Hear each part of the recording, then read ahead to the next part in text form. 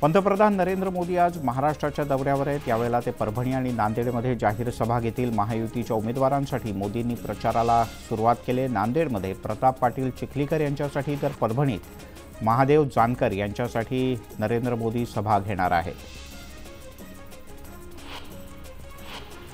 मुख्यमंत्री एकनाथ शिंदे हे वाशिमच्या दौऱ्यावर आहेत। महायुतीच्या उमेदवार राजश्री पाटील यांच्या प्रचारासाठी संध्याकाळी 5 वाजता मुख्यमंत्र्यांची जाहीर सभा होईल। अमरावती लोकसभेच्या उमेदवार नवनीत राणा यांच्या प्रचारासाठी राज्याचे उपमुख्यमंत्री देवेंद्र फडणवीस मैदानात उतरलेत। आज दर्यापूरमध्ये राणा यांच्या प्रचारासाठी दुपारी 3 वाजता सभा होणार आहे। सुप्रिया सुळे यांच्यानंतर बारामतीतील महायुतीच्या उमेदवार सुनेत्रा पवार आज प्रचाराचा औपचारिक शुभारंभ करतील। कन्हेरीच्या मारुती मंदिरात नारळ फोडून त्या प्रचाराला औपचारिक सुरुवात करतील। राज्यामध्ये सध्या निवडणुकांचा धुराळा पाहायला मिळतो। यावेळी राज्यातील पहिल्या टप्प्याचं मतदान शांततेत पार पडलं। राज्यात 60.22% इतकं मतदान झालंय, तर मतदानाचा दुसरा टप्पा 26 एप्रिलला असणार आहे। शरद पवार आज संभाजीनगरच्या दौऱ्यावर आहेत। यावेळेला ते चंद्रकांत खैरे यांच्या प्रचारासाठी कार्यकर्त्यांचा मेळावा घेतील। महाविकास आघाडीच्या उमेदवारांकरता शरद पवार पुन्हा एकदा मैदानात उतरल्याचं पाहायला मिळत आहे। जितेंद्र आव्हाड यांनी सरकारवर जोरदार हल्ला चढवला आहे। महाविकास आघाडीचा प्रत्येक कार्यकर्ता हा माहिती आहे आपल्याला भाजपसोबतच शिंदे गटाला आणि अजित पवार गटाला पराभूत करायचा आहे। हा देश काँग्रेसच्या विचारांचा असून देशात फक्त काँग्रेसचेच विचार जिवंत राहतील असं वक्तव्य जितेंद्र आव्हाड यांनी केलं।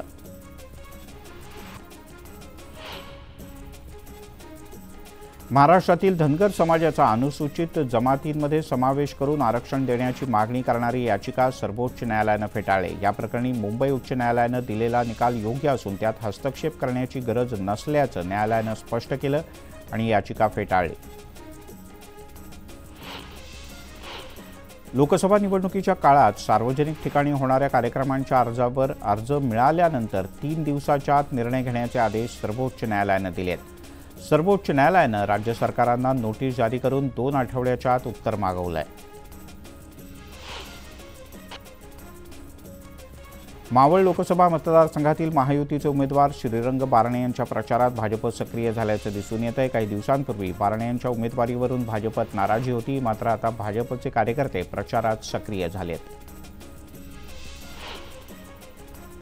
मी राष्ट्रवादी शरदचंद्र पवार पक्षात काम करते आणि त्याच पक्षात राहणार असं रोहिणी खडसे यांनी म्हटलं, तर कोणाला भाजपात घ्यायचं हे ठरवण्याचे अधिकार रक्षा खडसे यांना दिलेले नाहीत। उद्या अशी वेळ येऊ नये की रक्षा खडसे यांनाच राष्ट्रवादीमध्ये यावं लागेल असा खोचक टोला रोहिणी खडसे यांनी लगावला।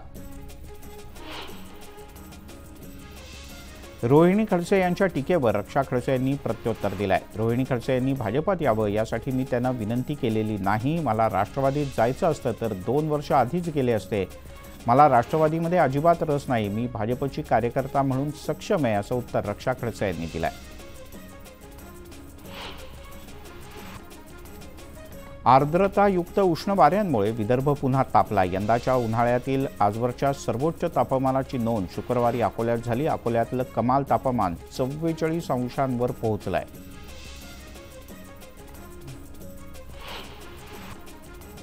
गेल्या काही दिवसांपासून तीव्र उकाडा सहन करणाऱ्या ठाणे जिल्ह्यातल्या नागरिकांना काही अंशी दिलासा मिळाला आहे। मुरबाड वगळता जिल्ह्यातील सर्व ठिकाणचं तापमान हे 40 अंश सेल्सिअसच्या खालती गेलंय। तापमानात घट झाली असली तरी उकाडा मात्र कायम आहे। कोकण विभागातील तापमानात मोठी वाढ झाली। उष्णतेच्या लाटेमुळे होणारे परिणाम टाळण्यासाठी नागरिकांनी दुपारी महत्त्वाच्या कामाशिवाय बाहेर पडू नये असं आवाहन कोकण विभागीय आयुक्तांनी केलंय। राज्यामध्ये सध्या भीषण पाणी टंचाईच्या झळा जाणवत आहेत। जायकवाडी धरणात फक्त 16% इतकाच पाणीसाठा शिल्लक आहे, तर मराठवाड्यातील टँकरचा आकडा सुद्धा 1000च्या वर पोहोचलाय।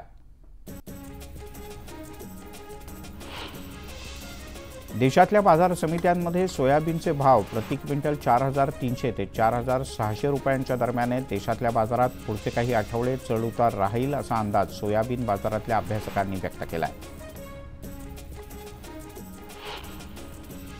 बाजार समित्यांमध्ये कापसाच्या दरातील घट सुरूच आहे। देशातल्या बाजारात आजही कापसाला सरासरी 7,300 ते 7,600 रुपयांच्या दरम्यान भाव मिळतोय। कापूस बाजारात आणखीन काही आठवडे चढ उतार दिसतील असा अंदाज या क्षेत्रातल्या अभ्यासकांनी व्यक्त केला आहे। तुरीला वाढती मागणी आणि घटलेला पुरवठा यामुळे तुरीचे दर तेजीत आहेत। देशातील महत्त्वाच्या बाजारात तुरीचा दर सरासरी प्रति क्विंटल 11,000 रुपयांच्या घरात पोहोचला आहे।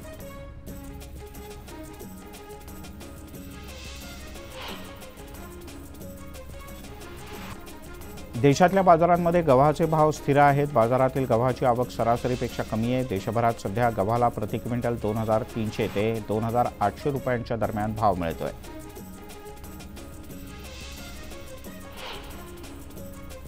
गडचिरोली चिमूर लोकसभा मतदारसंघात माओवाद्यांच्या सावटात काल मतदान पार पडलं। निवडणुकांसाठी आणलेली मतदान पथकं आणि ही सगळी टीम ही सुखरूपपणे परतीच्या प्रवासाला लागले। यावेळेला घनदाट जंगलातून जवानांच्या सुरक्षेत हा परतीचा प्रवास सुरू झाला आहे।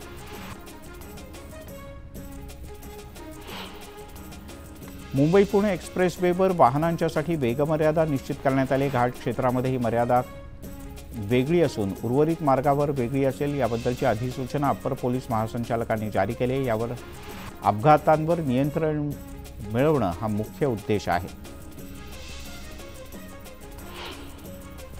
संभाजीनगरमधील लोकसभेच्या उमेदवारांच्याकडे किती संपत्ती आहे, त्यांच्यावर कोणता गुन्हा दाखल आहे याबद्दलची सर्व माहिती आता मतदारांना एका क्लिकवर मिळेल। तर याबद्दल कोणतीही तक्रार किंवा शंका असेल तर ती तासाभरात सोडवता येणार आहे। BBA, BMS आणि BCA पदवी परीक्षांच्या अभ्यासक्रमाची जी सामायिक प्रवेश परीक्षा असते यासाठी 48,182 विद्यार्थ्यांनी नोंदणी केली आहे। मात्र या परीक्षेच्या नोंदणीसाठी आता मुदतवाढ देण्यात आली। 30 एप्रिलपर्यंत तुम्ही अर्ज करू शकता। राज्य सामायिक प्रवेश परीक्षा कक्षानं हा निर्णय घेतला आहे। उन्हाळ्याच्या सुट्टीमध्ये प्रवाशांची होणारी गर्दी लक्षात घेऊन नांदेड पनवेल नांदेड या द्विसाप्ताहिक रेल्वेच्या 40 फेऱ्या मंजूर करण्यात आल्या। ही रेल्वे 22 एप्रिल ते 27 जून या कालावधीत चालवण्यात येणार आहे। ही रेल्वे परभणी जालना अंकाई मार्गे धावेल। उन्हाळ्याच्या सुट्ट्या सुरू झाल्या असून अनेक जण गावी तसंच पर्यटनासाठी बाहेर पडतायत। प्रवाशांची वाढती गर्दी लक्षात घेऊन पश्चिम रेल्वे विभागात सर्वाधिक म्हणजे 1,878 तर मध्य रेल्वे विभागात 488 उन्हाळी विशेष रेल्वे गाड्या चालवल्या जाणार आहेत। पावसाळ्यापूर्वी नालेसफाईची कामं वेळेत व्हावीत यासाठी ठाणे महानगरपालिकेनं निविदा प्रक्रिया राबवली। मात्र मुदतवाढ देऊन सुद्धा या निविदेला प्रतिसाद मिळत नाही। त्यामुळे आता पुन्हा एकदा शेवटची मुदतवाढ 22 एप्रिलपर्यंत देण्यात आली। त्यानंतरही निविदेला प्रतिसाद न मिळाल्यास महापालिका स्वबळावर नालेसफाई करणार आहे। मुंबई पालिकेच्या पी दक्षिण विभागातील गोरेगाव पूर्वमध्ये जलवाहिनी बदलण्यात येणार आहे। त्यामुळे येत्या मंगळवारी 23 एप्रिलला सकाळी 10 ते बुधवारी 24 एप्रिलला सकाळी 10 असा 24 तासांसाठी पाणीपुरवठा 100% बंद राहील।